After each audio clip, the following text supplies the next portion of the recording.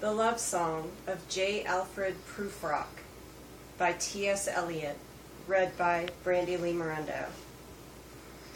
Let us go then, you and I, when the evening is spread out against the sky, like a patient etherized upon a table.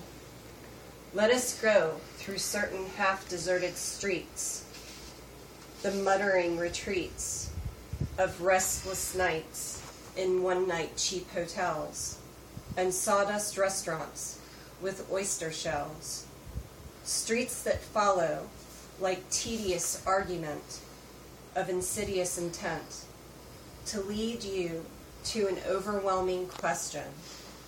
Oh, do not ask, what is it? Let us go and make our visit. In the room the women come and go, talking of Michelangelo.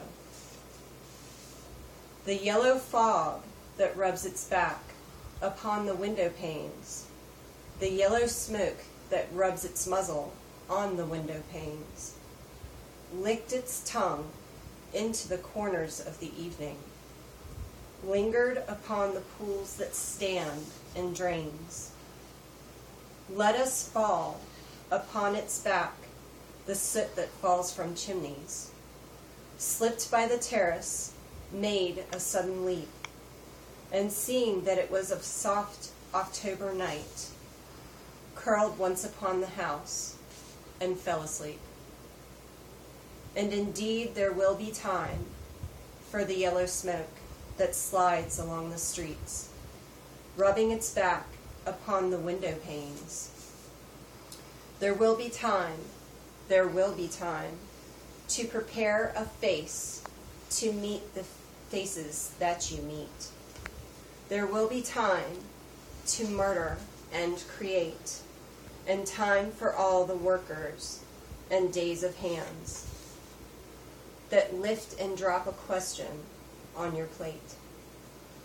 Time for you and time for me, and time yet for 100 indecisions, and for 100 visions and revisions, before the taking of a toast and tea in the room the women come and go, talking of Michelangelo. And indeed there will be time to wonder, do I dare? And do I dare? Time to turn back and descend the stair. With a bald spot in the middle of my hair, they will say, how his hair is growing thin. My morning coat, my collar mounting firmly to the chin. My necktie, rich and modest, but asserted by a simple pin. They will say, how his arms and legs are thin. Do I dare disturb the universe? In a minute, there is time for decisions and revisions, which a minute will reverse. For I have known them all already, known them all, have known the evenings, the mornings, the afternoons.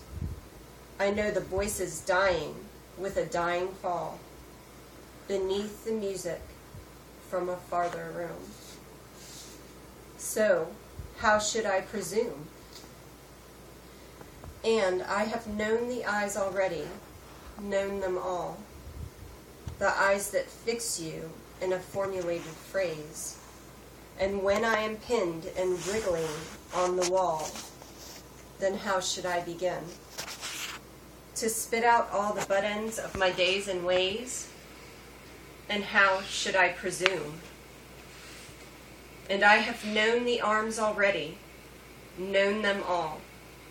Arms that are braceleted and white and bare, but in the lamplight, downed with a light brown hair. Is it perfume from a dress that makes me so digress? Arms that lie along a table, or wrap about a shawl. And should I then presume? And how should I begin? Shall I say I have gone at dusk through the narrow streets and watched the smoke that rises from the pipes of lonely men in shirt sleeves leaning out of windows? I should have been a pair of ragged claws scuttling across the floor of silent seas. And the afternoon, the evening, sleeps so peacefully, smoothed by long fingers, asleep, tired, or it malingers, stretched on the floor here beside you and me.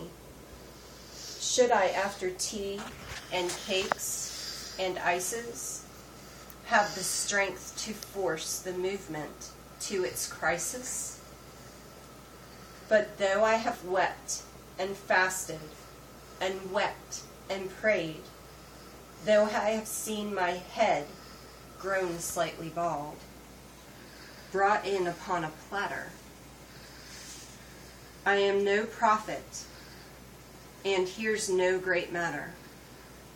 And I have seen the moment of my greatness flicker, and I have seen the eternal footman hold my coat and snicker. And in short, I was afraid.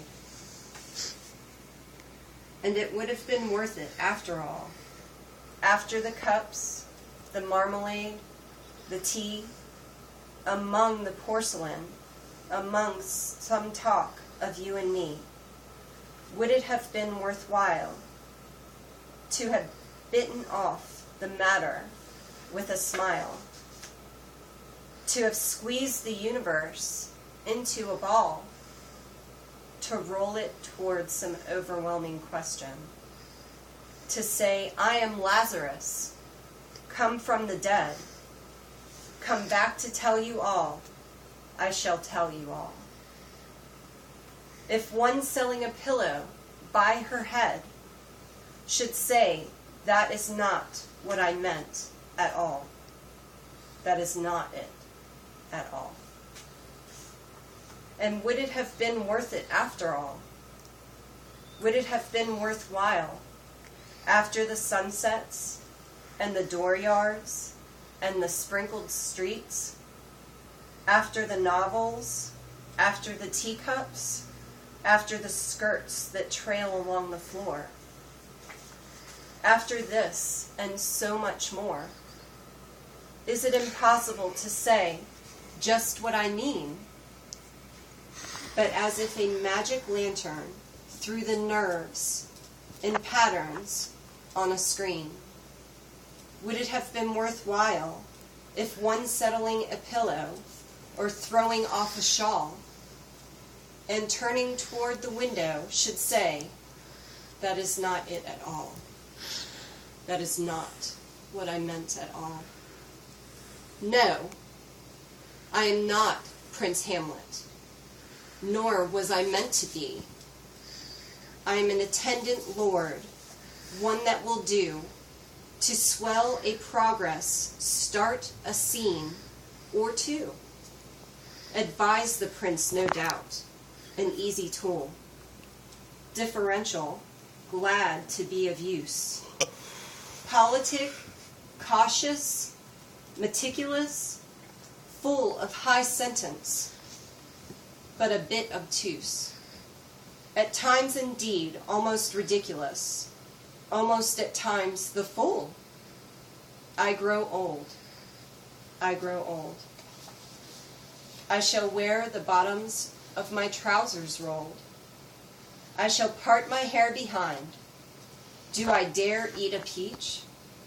I shall wear white flannel trousers and walk upon the beach. I have heard the mermaids singing, each to each. I do not think that they will sing to me.